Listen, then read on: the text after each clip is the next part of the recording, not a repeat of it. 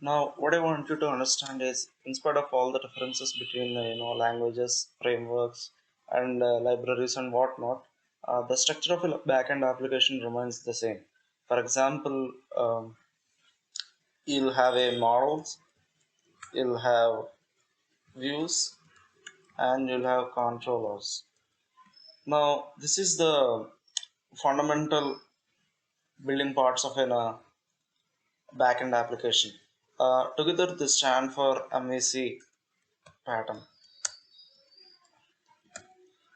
I think if you are going to backend, this is most important thing. And now we are going to be exploring what this MVC pattern is, because every backend application is an MVC pattern. So, what is MVC pattern? So now here we have models. So what are models? It's just database.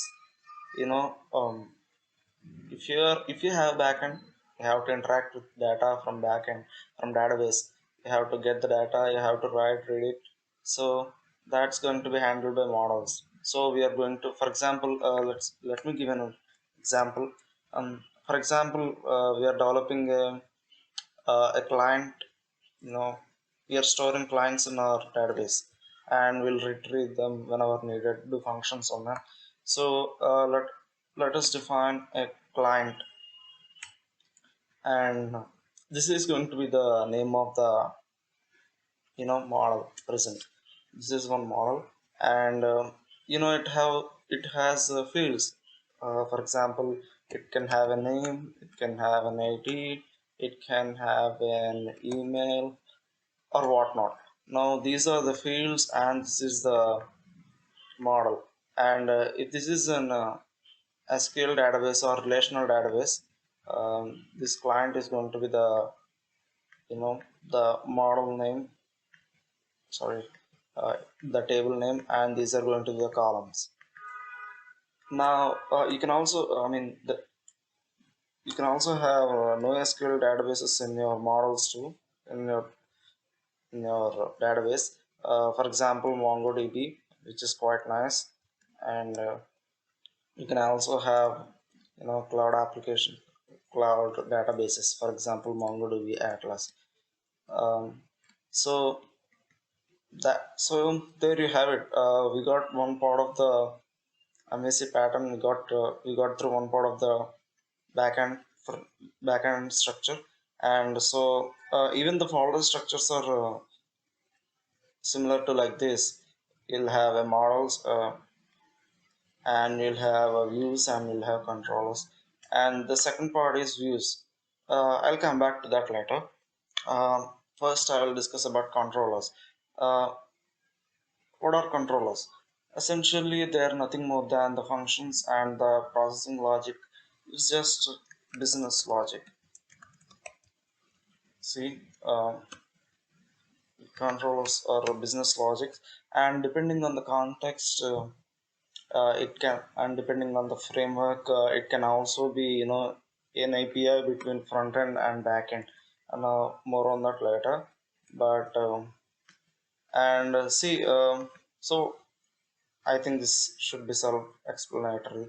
Business logic is nothing more than uh, doing operations on the back end, doing operations from the data you received on the front end. And you'll retrieve data from the back end, and you'll do something, you'll do processing. So it's just a functions. You'll have a lot of functions like retrieve data. um, Now the third part of the this whole thing is the views. So what are views? um, Views are basically what is being rendered to the screen. That's it. So you can say it's a front end. um, so that's it. And usually the languages or the framework themselves provide a way to interact between the views as and the business logic controllers. So that's why they are called controllers. They can interact with both the front end as well as back end. So for example, like I said, views is displaying to the screen. So What is displayed to the screen on a web page? It's HTML. Usually, the framework or the language itself provides a way to, you know, pass the data to the views layer from the controllers. So we need not worry about that. Now, these views can be, you know of two types. We can write the views layers as two types. One is inline, and what that means is you'll write the html directly into the function.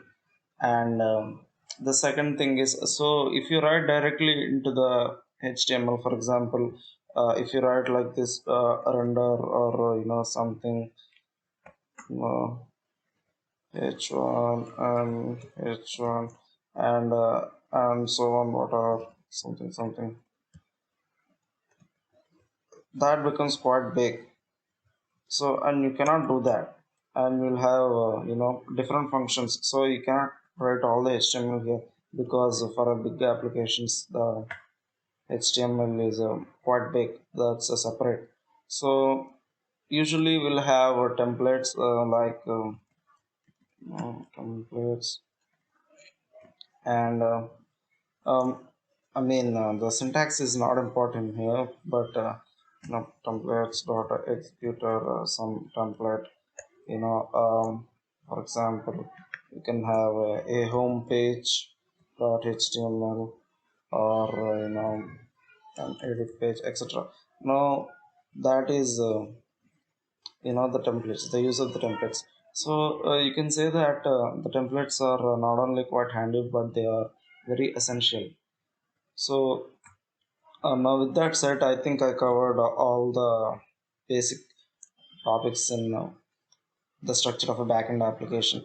And no, I wouldn't say backend, but this is more like the MAC pattern. This is the high level overview, and we'll have more things like routes. Um, we'll have more things like routes, etc. And yeah, you can example admin to etc.